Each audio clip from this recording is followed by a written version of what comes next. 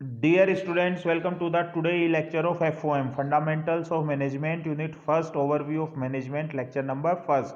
In lecture number first, we will discuss meaning of management, definitions of management and nature of management. First of all, we will discuss meaning of management. Resources are very limited in supply. All resources are to be managed by human. Simple सी चीज़ है, जितने भी resources हैं, चाहे वो man power हो, machinery हो, मनी हो, मिनट्स हो, वो सारे के सारे रिसोर्सेज हैं वो लिमिटेड है. एनवायरमेंटल रिसोर्सेज, नेचुरल रिसोर्सेज, ये सारे के सारे रिसोर्स सप्लाई में लिमिटेड हैं. और किसी भी ऑर्गेनाइजेशन में इन रिसोर्सेज को मैनेज कौन करता है? ह्यूमन बीइंग, यानी कि मैन पावर. लेकिन जो ह्यूमन बीइंग है या मैन पावर है, उनकी जो वांट्स है वो अनलिमिटेड होती हैं. हम भी अगर अपनी पर्सनल लाइफ में देखें तो हमारे पास रिसोर्सेज लिमिटेड हैं, चाहे वो टाइम हो, चाहे पैसा हो, लेकिन हमारी जो नीड्स और वांट्स हैं वो अनलिमिटेड है. तो हमारे पास रिसोर्स तो हुए लिमिटेड, और जो हमारी नीड्स और वांट्स हुई वो अनलिमिटेड हुई. और इन रिसोर्सेज से हमारी ये जो नीड्स और वांट्स है उनसे हमें कंप्लीट सेटिस्फैक्शन होना बहुत ज़रूरी है. Complete satisfaction in life resources are to be managed properly in such a way that the human achieve complete utility and benefit simultaneously. कि जो ये रिसोर्सेज है, इन रिसोर्सेज का इस तरीके से यूटिलाइजेशन हो कि हमारी नीड्स और वांट्स मैक्सिमम तरीके से सेटिस्फाइड हो जाएं, जिससे कि हमें उनसे बेनिफिट्स भी मिले, यूटिलिटी भी मिले और हमारा सेटिस्फैक्शन भी हो. तो इनके लिए जो रिसोर्सेज हैं, इन रिसोर्सेज का प्रॉपर मैनेजमेंट होना जरूरी है. इन रिसोर्सेज को हमें प्रॉपरली मैनेज करना पड़ेगा कि कम रिसोर्सेज में हमें ज़्यादा से ज़्यादा सेटिस्फैक्शन मिल सके. तो यही मैनेजमेंट की थ्योरेटिकल क्या होती है, मीनिंग होती है. तो एज ए मैनेजर आपको ऑर्गेनाइजेशन में जो रिसोर्सेज होते हैं उन रिसोर्सेज का प्रॉपर यूटिलाइजेशन करना होता है, जिससे कि ऑर्गेनाइजेशन को maximum benefits in limited resources से मिले. मैनेजमेंट का मतलब अलग अलग लोगों के लिए अलग अलग होता है.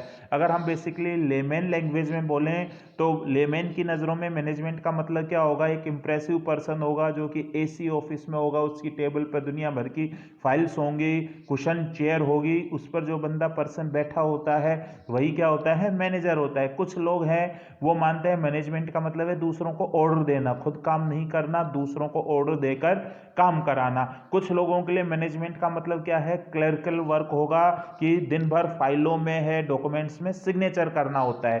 लेकिन एज ए मैनेजमेंट स्टूडेंट अगर आप देखोगे तो मैनेजमेंट का मतलब क्या होगा? मैनेजमेंट एक प्रोसेस है जिसमें planning, organising, staffing, directing, coordinating, controlling किया जाता है. किनकी एक्टिविटीज को? ऑर्गेनाइजेशन की एक्टिविटीज को, कि इस तरीके से कि लिमिटेड रिसोर्सेज से मैक्सिमम बेनिफिट ऑर्गेनाइजेशन को मिल सके. तो इसके लिए जो मैनेजमेंट में है उसमें लीडरशिप किया जाता है, डिसीजन मेकिंग लिया जाता है, कोऑर्डिनेशन किया जा सकता है. तो इन सब का जो मिला जुला इम्पैक्ट होता है उसे ही हम क्या बोलते हैं? मैनेजमेंट बोलते हैं. तो जो अगर आप मैनेजमेंट देखोगे, मैनेज मैन टी मतलब टैक्टफुली, कि जो ह्यूमन रिसोर्स है वो जितने भी रिसोर्सेज होते हैं उन रिसोर्सेज को टैक्टफुली क्या करता है? मैनेज करता है. उसे ही हम क्या बोलते हैं? मैनेजमेंट बोलते हैं. या जो एक मैनेजर है उसके अंडर में जो टीम होती है उन टीम को वो टैक्टफुली मैनेज करेगा, जिससे कि अपने वो टीम के ऑब्जेक्टिव्स को कंप्लीट कर सके. तो उसे ही हम क्या बोलेंगे? मैनेजमेंट बोलते हैं. तो मैनेजमेंट है मैनेजमेंट टैक्टफुली. तो ये मैनेजमेंट की क्या हो गई? मीनिंग हो गई. अब नेक्स्ट क्या जाएगी? Definitions of management. अब यहां पर अगर आप अंतर देखोगे मीनिंग में और डेफिनेशन में, क्या होता है? मीनिंग आप समझकर आप अपनी ओन लैंग्वेज में लिख सकते हो, लेकिन डेफिनेशन जिस भी ऑथर ने या जिस पर्सनैलिटी ने दी है आप उसमें चेंज नहीं कर सकते. आपको उसी के ही अकॉर्डिंग इन्वर्टेड कॉमाज में उस डेफिनेशन को लिखना पड़ेगा. तो बहुत सारे मैनेजमेंट थिंकर्स हैं जिनके बारे में आप आगे के लेक्चर्स में डिटेल में पढ़ोगे, उन्होंने मैनेजमेंट की डेफिनेशंस दी हुई हैं. तो जो मेन थिंकर्स है हम उनकी डेफिनेशन को यहां डिस्कस करेंगे. तो फर्स्ट है Frederick W Taylor, FW Taylor. According to FW Taylor, management is an art of knowing what is to be done and seeing that it is done in the best possible manner. तो management एक art है. Manager को पता होना चाहिए कि क्या करना है और जो करना है वो उसको बेस्ट पॉसिबल मैनर में किया जाए, इसको उसे इंश्योर भी करना है. तो मतलब उससे पहले प्लानिंग करनी होगी और फिर जो रिसोर्सेज हैं उन रिसोर्सेज को इस तरीके से यूटिलाइज करना होगा कि वो बेस्ट पॉसिबल वे में हो. हेनरी फ्योल ने क्या डेफिनेशन दी है मैनेजमेंट की? Management is to forecast, to plan, to organise, to command, to coordinate and control activities of others. कि जो हमारे पास टीम होती है, हमारे जो सबऑर्डिनेट्स होते हैं, हमें उनकी एक्टिविटीज़ की प्लानिंग करना, रिसोर्सेज को ऑर्गेनाइज करना, उनको कमांड देना, उनकी एक्टिविटीज़ को कोऑर्डिनेट करना, और अगर वो हमारी प्लानिंग से डिविएट हो रहे हैं तो उनको कंट्रोल करना। तो इसे ही हम क्या बोलते हैं? मैनेजमेंट बोलते हैं। पीटर एफ ड्रकर ने क्या डेफिनेशन दी है? Management is work and as such it has its own skills, its own tools and its own techniques. की जो मैनेजमेंट है वो काम करने का तरीका है, और हर मैनेजर की अपने खुद की स्किल्स होती हैं काम करने के, उनके अपने खुद के तौर तरीके होते हैं और टेक्निक्स होती हैं जिनके थ्रू वो काम करवाते हैं। मैरी पार्कर फोलेट ने क्या डेफिनेशन दी है? According to Mary Parker Follett, management is the act of getting things done through and with people. कि मैनेजमेंट एक एक्ट है जिसके थ्रू हम दूसरे लोगों से काम कराते हैं और उसमें हमको खुद भी इन्वॉल्व रहना पड़ता है। तो इसे हम क्या बोलते हैं? मैनेजमेंट बोलते हैं। और कुंज ने क्या डेफिनेशन दी है? विहरिच और कुंज ने, management is the process of designing and maintaining an environment in which individuals working together in groups efficiently accomplish selected aims। कि ऑर्गेनाइजेशन के कुछ एम्स होते हैं, उन एम्स को अचीव करने के लिए जो इंडिविजुअल्स होते हैं वो ग्रुप में होते हैं और ग्रुप में वो मिलते हुए काम करते हैं, जिससे कि वो जो ग्रुप के गोल्स हैं उनको अचीव किया जा सके। तो इसी प्रोसेस को ही हम क्या बोलते हैं? मैनेजमेंट बोलते हैं। अब नेक्स्ट क्या जाता है? Nature of management. मैनेजमेंट की क्या क्या प्रकृति है, मैनेजमेंट के क्या क्या नेचर है। तो there are number of points to be discussed in this sub heading nature of management. तो फर्स्ट क्या है? Management is goal oriented. Organisation को रन करने के लिए उसका प्रॉपरली मैनेजमेंट होना जरूरी है, और ऑर्गेनाइजेशन के गोल्स होते हैं तो उन गोल्स को अचीव करने के लिए मैनेजमेंट के भी क्या होते हैं? गोल होते हैं। तो कोई भी मैनेजमेंट एक्टिविटी तभी सक्सेसफुल होगी जब उसके पहले से प्री डिटरमाइंड क्या होंगे? गोल्स होंगे। तो मैनेजमेंट है वो पर्पसफुल एक्टिविटी है। जितने भी डिपार्टमेंट्स होंगे, चाहे प्रोडक्शन डिपार्टमेंट हो, परचेज डिपार्टमेंट हो, एचआर डिपार्टमेंट हो, सेल्स डिपार्टमेंट हो, मार्केटिंग डिपार्टमेंट हो, अकाउंट्स डिपार्टमेंट हो, तो हर किसी के अपने ओवरऑल गोल्स होंगे जिन गोल्स को अचीव करने के लिए वो डिपार्टमेंट काम करता है। तो मैनेजमेंट है वो कैसी एक्टिविटी होगी?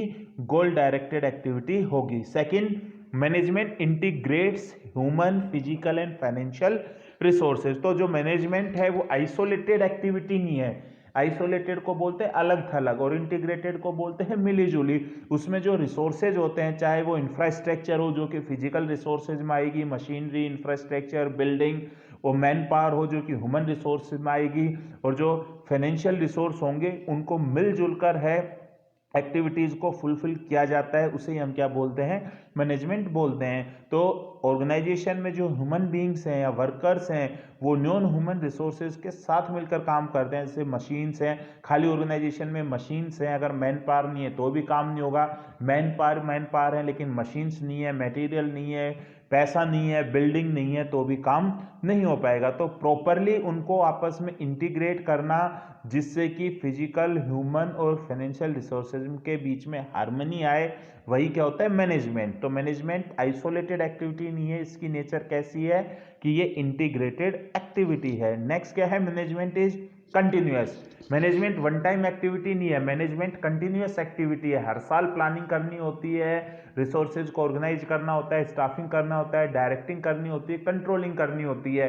अगर आप मैनेजरियल पोजीशन पर है तो आपको कंटिन्यूअसली नई नई प्रॉब्लम्स आती रहेंगी और उन प्रॉब्लम्स का आपको सॉल्यूशन करते रहना पड़ेगा और नए नए डिसीजंस लेना पड़ेगा। तो मैनेजमेंट की क्या नेचर होगी कि मैनेजमेंट इज ऑनगोइंग या कंटिन्यूअस प्रोसेस है। नेक्स्ट क्या है? Management is all pervasive. Pervasive का मतलब क्या होता है? सर्वव्यापकता।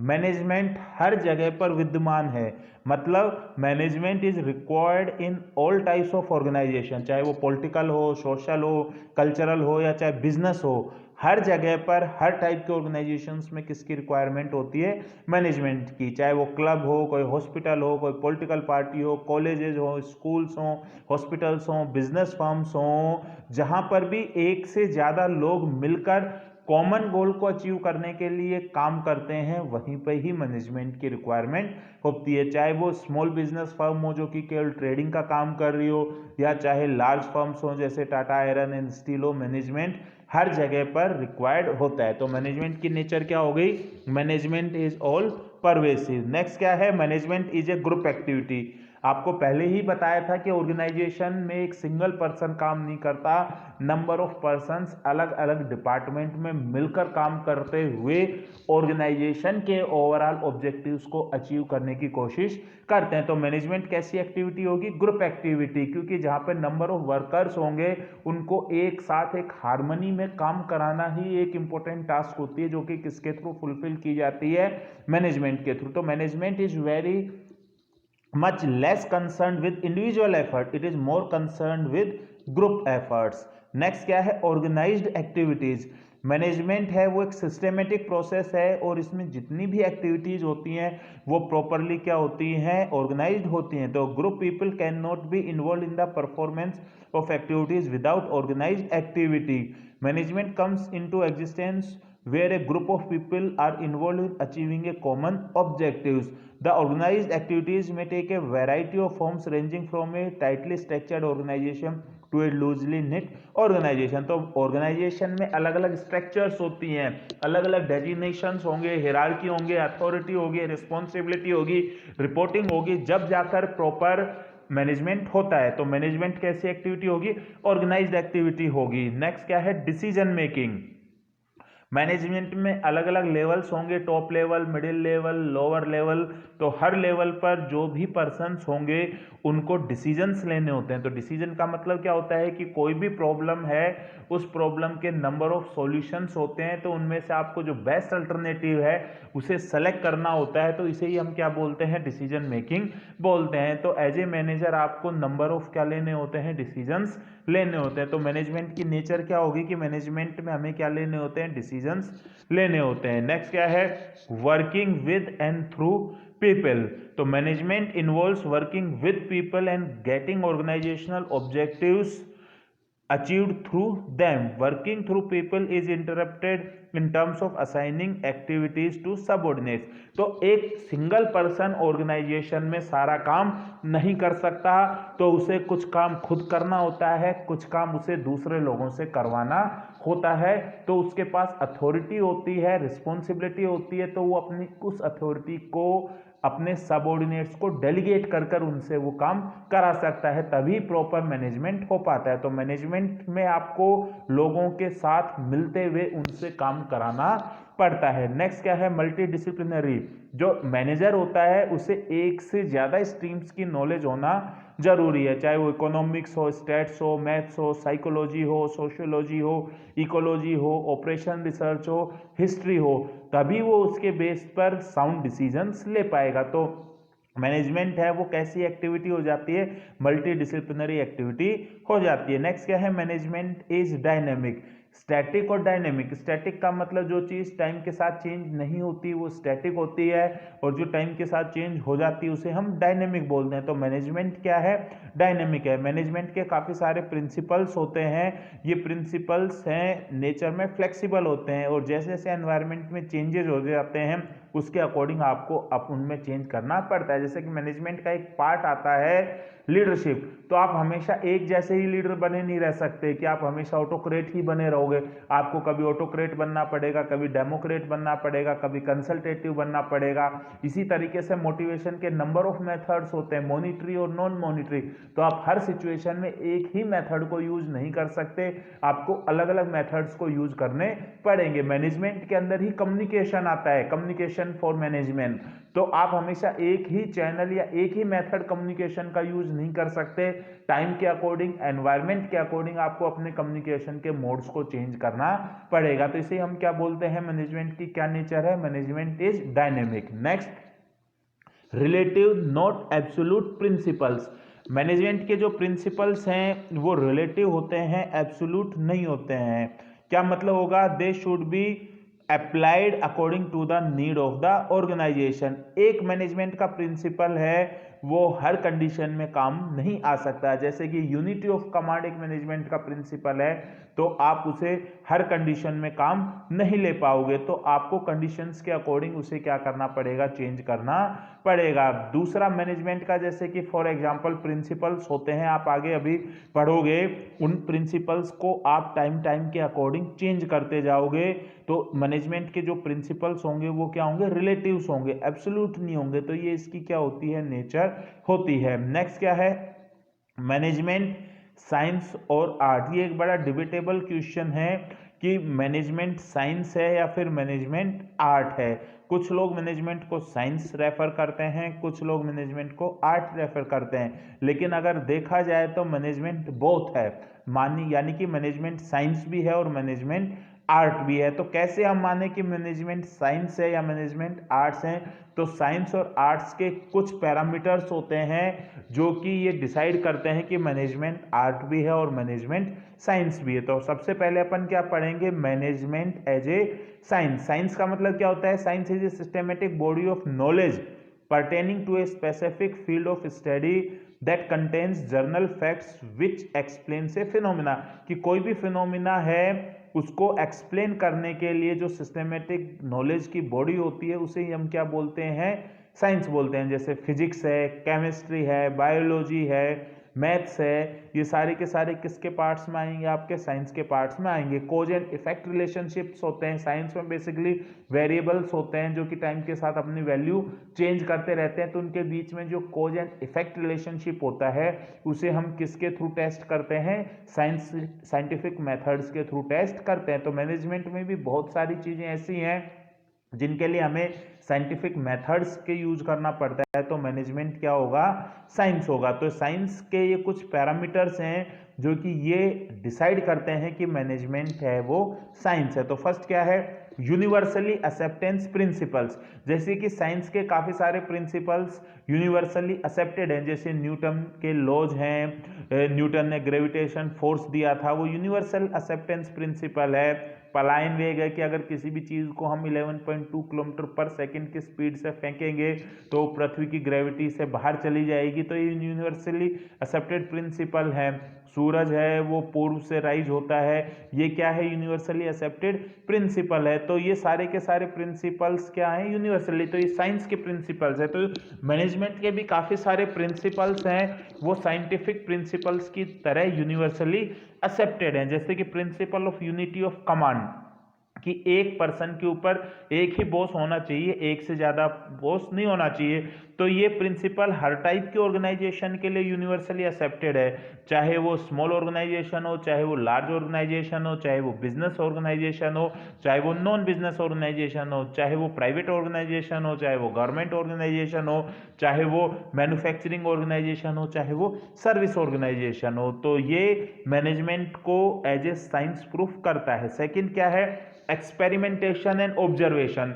साइंस में कोई भी प्रिंसिपल बनाया जाता है तो उसके लिए एक्सपेरिमेंट किया जाता है या ऑब्जर्वेशन किया जाता है, उसके बाद उन प्रिंसिपल्स को है, साइंस के प्रिंसिपल्स को है वो माना जाता है। तो इसी तरीके से जो मैनेजमेंट के भी प्रिंसिपल्स हैं वो एक्सपेरिमेंटेशन और ऑब्जर्वेशंस के थ्रू बनाए गए हैं, तो वो मैनेजमेंट को एज ए साइंस क्या करते हैं, प्रूफ करते हैं। जैसे कि एक प्रिंसिपल है कि जो पृथ्वी है वो सूरज के चारों ओर चक्कर लगाती है, तो एक्सपेरिमेंटेशन और ऑब्जर्वेशन के थ्रू साइंटिफिकली प्रूव किया जा चुका है। तो इसी तरह हेनरी फ्योल ने भी काफी सारे नंबर ऑफ एक्सपेरिमेंट्स किए थे, जो आप आगे के लेक्चर्स में पढ़ोगे, तो उनसे ये चीज प्रूव हुई थी कि अगर एम्प्लॉयज को फेयर रिम्यूनरेशन मिलेगा तो वर्क सेटिस्फैक्शन होगा, अगर उन्हें मोटिवेशन के टूल्स दिए जाएंगे तो वो प्रॉपरली मोटिवेटेड होंगे।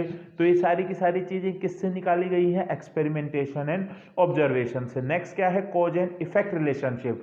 जिस तरह साइंस के प्रिंसिपल्स में कॉज एंड इफेक्ट रिलेशनशिप होता है, एक चीज होती है तभी दूसरी चीज घटित होती है, तो principle of science lay down cause and effect relationship. जैसे कि जब मेटल को हीटेड किया जाता है तो वो फैलती हैं, तो ये कौन सा रिलेशनशिप है, कॉज एंड इफेक्ट रिलेशनशिप है। जब हीटिंग होती है तो एयर है वो एयर का एक्सपेंशन होता है, तो ये कौन सा रिलेशनशिप है, कॉज एंड इफेक्ट रिलेशनशिप। तो यही है मैनेजमेंट के लिए भी ट्रू है। बहुत सारे प्रिंसिपल्स हैं वो कॉज एंड इफेक्ट रिलेशनशिप से चेक किए गए हैं, जैसे कि lack of parity between authority and responsibility will lead to ineffectiveness. अगर किसी पर्सन के पास ऑर्गेनाइजेशन में प्रॉपर अथॉरिटी नहीं है, प्रॉपर रिस्पॉन्सिबिलिटी नहीं है, तो इफेक्टिवली वर्क नहीं कर पाएगा। इसी तरीके से अगर वर्कर्स को प्रॉपरली बोनस दिया जाता है, फेयर वेजेस दिए जाते हैं, तो वो ज़्यादा से ज़्यादा मेहनत करेंगे, हार्ड वर्क करेंगे। इससे ऑर्गेनाइजेशन की जो प्रोडक्टिविटी है वो इंक्रीज होगी। और अगर उनको फेयरली ट्रीट नहीं किया जाता है तो उनकी इनइफेक्टिवनेस इंक्रीज होगी, जो कि ऑर्गेनाइजेशन की प्रोडक्टिविटी को डाउन करेगी। तो इसे हम क्या बोलते हैं, कॉज एंड इफेक्ट रिलेशनशिप बोलते हैं। नेक्स्ट क्या है, test of validity and predictability. जो साइंटिफिक प्रिंसिपल्स हैं वो बार बार चेक किए जाते हैं और हर बार वो वैलिड ही रहते हैं। जैसे कि आप हर बार अगर किसी भी चीज को पृथ्वी से 11.2 किलोमीटर पर सेकंड की स्पीड से फेंकोगे तो वो पृथ्वी के गुरुत्वाकर्षण बल से बाहर चली जाएगी। तो ये चीज वैलिड है और हर बार प्रिडिक्ट है। अगर इसी तरीके से आप लिटमस पेपर को एसिड में रखोगे तो वो क्या हो जाएगा, नीला लिटमस पेपर है वो लाल हो जाएगा। इसी तरीके से अगर आप है बेस में रखोगे तो लाल लिटमस पेपर है वो नीला हो जाएगा। तो चाहे आप एक्सपेरिमेंट कितनी बार भी करो हमेशा रिजल्ट सेम आएगा। और हाइड्रोजन और ऑक्सीजन को आप करोगे H2 + O2 = 2H2O, हमेशा हर कंडीशन में यही चीज क्या होगी, प्रिडिक्ट होगी। तो वही चीज है वो मैनेजमेंट के प्रिंसिपल्स में भी काम आती है। जैसे कि principle of unity of command है, आप जब कभी भी टेस्ट करोगे, एक पर्सन को आप सिंगल बॉस दोगे, दूसरे पर्सन को आप 3-4 बॉस दोगे, तो जिसको आपने सिंगल बॉस दिया है उसकी प्रोडक्टिविटी हमेशा जिसको 3-4 बॉसेस को एक साथ रिपोर्ट करनी होगी उससे हमेशा ज्यादा होगी। तो हमेशा फर्स्ट पर्सन की परफॉर्मेंस है वो सेकेंड पर्सन की परफॉर्मेंस से बेटर आएगी। तो ये चीज वैलिड है और आप इसको पहले ही क्या कर सकते हो, प्रिडिक्ट कर सकते हो। तो ये कुछ साइंटिफिक तरीके हैं जिनसे ये पता चलता है कि जो मैनेजमेंट है वो एक साइंस का पार्ट है। सेकंड क्या आ जाता है, management as an art. Art का मतलब क्या होता है कि जो चीज हमें प्रैक्टिस से मिलती है, जिसके लिए हमें अपनी स्किल्स को शो करना होता है, उसे हम क्या बोलते हैं, आर्ट बोलते हैं। तो मैनेजमेंट भी क्या है, एक आर्ट है। काफी सारे जो मैनेजमेंट की थिंग्स हैं, मैनेजमेंट के फिनोमिनाज हैं, वो किससे मेल खाते हैं, किससे मैच करते हैं, आर्ट से मैच करते हैं। तो जैसे कि फर्स्ट क्या है, आर्ट की क्या क्या कैरेक्टरिस्टिक्स होती हैं। फर्स्ट है प्रैक्टिकल नॉलेज। हर पर्सन को जब तक थ्योरेटिकल नॉलेज होगी वो उस चीज को परफॉर्म नहीं कर पाएगा, तो उसे थ्योरी के साथ प्रैक्टिकल नॉलेज भी होनी चाहिए। किसी को जैसे ड्राइविंग है, ड्राइविंग स्किल है, आर्ट है, डांसिंग आर्ट है, सिंगिंग आर्ट है, पेंटिंग आर्ट है। तो किसी को केवल ड्राइविंग की थ्योरेटिकल नॉलेज है कि एक्सीलेटर, ब्रेक, क्लच क्या होते हैं, इंजन क्या होता है, लेकिन उसने कभी तक गाड़ी चलाई नहीं है, तो वो अच्छा ड्राइवर नहीं बन सकता। तो उसे उसकी प्रैक्टिकल नॉलेज होनी चाहिए। इसी तरीके से कोई पेंटर है तो उसे डिफरेंट कलर्स की नॉलेज है, ब्रशेज की नॉलेज है, लेकिन उन्हें उनको अप्लाई करना नहीं आता है, प्रैक्टिकल नॉलेज नहीं है, तो वो एक अच्छा पेंटर नहीं बन पाएगा। तो इसी तरह आपको खाली मैनेजमेंट में पढ़ने से, थ्योरी पढ़ने से ही आप अच्छे मैनेजर नहीं बन जाओगे। आपको उनको कैसे रियल टाइम में उनको अप्लाई करना है ये भी आना चाहिए। सेकंड क्या है, पर्सनल स्किल्स। जिस तरीके से हर कोई सेम तरीके से डांस की क्लास लेता है तो थ्योरेटिकल नॉलेज हर किसी को पता है, लेकिन उसको अप्लाई करने की हर किसी की अपनी अलग अलग क्या होती है, स्टाइल होती है। तो ये आर्ट का है। तो इसी तरीके से एज ए मैनेजर हर कोई सेम मैनेजमेंट में सब्जेक्ट्स पढ़ता है, लेकिन एज ए मैनेजर अप्लाई करने की हर किसी की टेंडेंसी क्या होती है, अलग अलग होता है। जैसे कि हर कोई अगर पेंटिंग की क्लास ले रहा है तो हर कोई ब्रशेज के बारे में पढ़ेगा, कलर्स के बारे में पढ़ेगा, लेकिन एमएफ हुसैन है उसकी जो पेंटिंग स्टाइल है वो दूसरे पेंटर से क्या है, डिफरेंट है। या कोई कोरियोग्राफर है तो उसने भी डांस की सारी स्किल्स सीखी हुई हैं, लेकिन उसका जो डांस करने का तरीका है, स्किल है, वो बाकी वो डांसर से क्या होगी, डिफरेंट होगी। तो इसी तरीके से हर मैनेजर का चीज़ों को मैनेज करने का खुद का अपना एक क्या होता है, तरीका होता है। तो कुछ अच्छे मैनेजर्स माने जाते हैं, कुछ बेकार मैनेजर्स माने जाते हैं। जैसे रतन टाटा है, राहुल बजाज है, आदित्य बिरला है, मुकेश अंबानी है, हर किसी का मैनेजमेंट का अपना खुद का एक स्टाइल है। नेक्स्ट क्या है, क्रिएटिविटी। जिस तरीके से आर्टिस्ट क्रिएटिव होते हैं, चाहे वो पेंटर हो, डांसर हो, सिंगर हो, इसी तरीके से जो मैनेजमेंट में मैनेजर्स हैं उनके अंदर भी क्रिएटिविटी होती है कि वो प्रॉब्लम को कैसे क्रिएटिव तरीके से सोल्व कर सकते हैं। तो इसीलिए मैनेजमेंट है वो आर्ट का भी एक पार्ट होता है। नेक्स्ट क्या है, परफेक्शन थ्रू प्रैक्टिस। जिस तरीके से कोई डांसर है वो जितनी ज़्यादा प्रैक्टिस करेगा उतना ही बेहतरीन वो डांसर बन पाएगा। जो सिंगर है वो जितने अच्छे ढंग से सिंगिंग की प्रैक्टिस करेगा वो उतना ही अच्छा सिंगर बन पाएगा। इसी तरीके से जो मैनेजर है वो मैनेजर जैसे जैसे टाइम के साथ साथ आगे बढ़ता जाएगा, उसे डिफ़िकल्ट प्रॉब्लम्स मिलती जाएंगी, वो उनका सॉल्यूशन देता जाएगा, तो उसकी जो मैनेजमेंट स्किल्स हैं वो मैनेजमेंट स्किल्स क्या होती जाएंगी, इम्प्रूव होती जाएंगी। वो गलतियां भी करेगा और उन गलतियों से वो सीखेगा भी। नेक्स्ट क्या है, गोल ओरिएंटेड। जिस तरीके से आप डांस सीख रहे हो, सिंगिंग सीख रहे हो, ड्राइविंग सीख रहे हो, स्विमिंग सीख रहे हो, ये सब आर्ट है, तो इन सब के आप गोल डिसाइड करते हो। इसी तरीके से मैनेजमेंट में भी गोल ओरिएंटेड एक्टिविटी है। मैनेजर है वो भी अपने गोल्स डिसाइड करता है और उन गोल्स को अचीव करने का प्रयास करता है। तो जो मैनेजमेंट है वो क्या है, आर्ट का भी एक पार्ट है। और लास्ट नेचर क्या हो जाएगा, management as a profession. Management profession के तौर पर काम लिया जाता है, उसके लिए प्रोफेशनल डिग्री लेनी होती है। तो एमबीए की डिग्री कर आपको जो वेरियस ऑर्गेनाइजेशंस हैं उसमें as a profession assistant manager, manager, branch manager, zonal manager, regional manager, finance manager, HR manager, marketing manager है, उसकी पोजीशन मिलती है। तो बहुत सारे लोग हैं वो मैनेजमेंट को एज ए प्रोफेशन भी ऑप्ट कर रहे हैं। तो ये मैनेजमेंट की क्या हो गई, नेचर हो गई। तो इसी के साथ ही आपका ये लेक्चर नंबर फर्स्ट कंप्लीट होता है, जिसमें आपने नेचर ऑफ मैनेजमेंट पढ़ी है, इससे पहले मीनिंग ऑफ मैनेजमेंट और definitions of management. Thank you very much.